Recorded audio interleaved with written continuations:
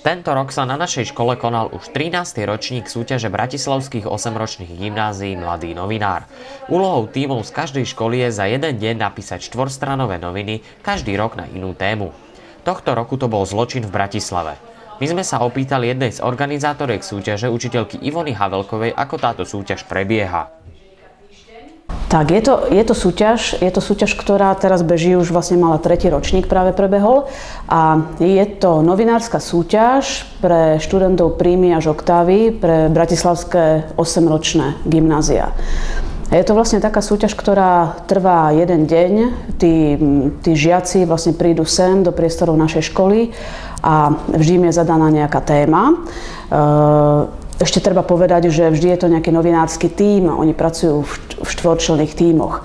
Zadáme im tému a ich úlohou je v priebehu toho dňa, povedzme od tej 8. do 16. hodiny, na túto tému urobiť noviny v celkovom rozsahu také 4 strany A4. No tak celodenný program je taký, že teda tie deti aj so svojím tým sprievodom pedagogickým prídu o 8. a my sa vždy snažíme, aby tá súťaž bola zaujímavá, aby sa tí žiaci aj niečo dozvedeli, tak vždy k danej téme pozveme nejakého hostia, odborníka na tú danú tému, ktorý urobí nejakú prednášku, prezentáciu, prosto dodá tie vstupné informácie, inšpiruje vlastne tých mladých novinárov.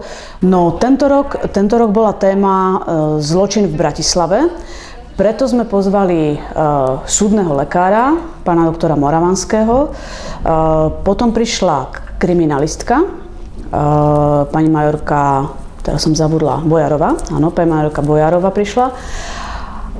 Takže súdny lekár a kriminalistka. A oni vlastne hovorili o svojej profesii, tí mladí novinári mohli sa už vlastne počas tej ich prezentácie pýtať, klásť otázky a robiť si už teda vlastne nejaké poznámky. Potom, keď skončí tá hlavná časť, taká frontálna, tak potom tie jednotlivé týmy si už môžu odchytiť toho hostia a urobia interviu s ním. Keď sa skončí táto časť, ktorá je akoby taká, povedzme, že interná, že je v budove školy, že je to tá prezentácia toho odborníka, tak potom idú novinárske týmy do terénu, to je vždy taká povinná súčasť tej súťaže, idú do terénu a ich úlohou je urobiť nejakú reportáž, nafotiť si svoj teda vlastný materiál, urobiť anketu. No moja práca spočívala v tom všetky tie práce si pozrieť, pozorným okom, vyhodnotiť, vybrať samozrejme víťaza alebo víťazov a potom urobiť, čo je asi najdôležitejšie na tej súťaži, lebo víťaz je jedna vec, je to len môj subjektívny názor, ale urobiť analýzu tých jednotlivých vecí, čo je na nich dobré, čo je zlé, v čom sa môžu zlepšovať a v čom sa na čo majú zabudnúť.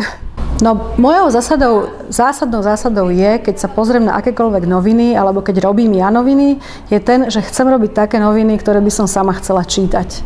A to znamená, že prvý musí byť ten dojem, že či si niekto splnil úlohu, lebo si ju odfajfkol, lebo bol fajn, že sa ulial zo školy na celý deň a mohli zrobiť nejakú inú blbosť, alebo či to je preto, že to robí rád, že si to chcel vyskúšať, že sa proste, ako nechcem povedať, že zahral na novinára, pretože že každá hra je vlastne aj práca.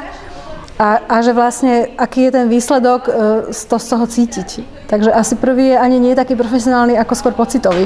Veľmi som váhala medzi viacerými, ale teda hlavné dva boli Na stope bratislavského zločinu a Tieň Bratislavy. A obidva boli tak ako rovnocenne, ten môj prvý pocit bol taký rovnocenný, že áno, tak títo si s tým dali poriadnu robotu, obidva tie týmy. A je to ťažko sumeriteľné, pretože jedno vyzeralo skôr, ako by sa spracovávala téma pre týždenník alebo pre taký časopis, ktorý človek má čas si sadnúť, študovať, to, čo je v tom článku napísané, možno si ísť do nejakých ďalších, chce sa o tom dozvedieť viac. A tá druhá časť, ten Tieň Bratislavy, bol zase robený takým denníkarským štýlom. Takým veľa tém, veľa rôznych žánrov a také ako denníkarské zalomenie to aj malo. prečo som ich vybrala, prečo som sa rozhodla nie pre ten týždenníkarsky, ale ten denníkarsky je práve v tom, že som mala pocit, že ten tieň Bratislavy robil zohratý tím. Že si rozdelili robotu, že tam bolo vidno, že niekto je tam hlava, niekto je tam peta a že vlastne, že nikto tam nepanuje, nekraluje, že nie je uprednostnená jedna vec na úkor druhej a že mala taká rovnocenná zložka bola zalomenia, textov a fotiek, že nič tam z toho nevyčnievalo. Zatiaľ, čo ten na stope bratislavského zločinu bolo výborne spracovaná jedna do hĺbky téma a tým ostatným potom neostal čas, alebo že proste ešte by som chcela tam niečo viac a mala som taký pocit, že toto nerobila redakcia, že to robil jeden autor. Takže kvôli tomu, keďže tá súťaž ja som tú súťaž brala tak, že je to tím 4 ľudí, tak toto sa mi zdal ako výsledok práce tímu 4 ľudí.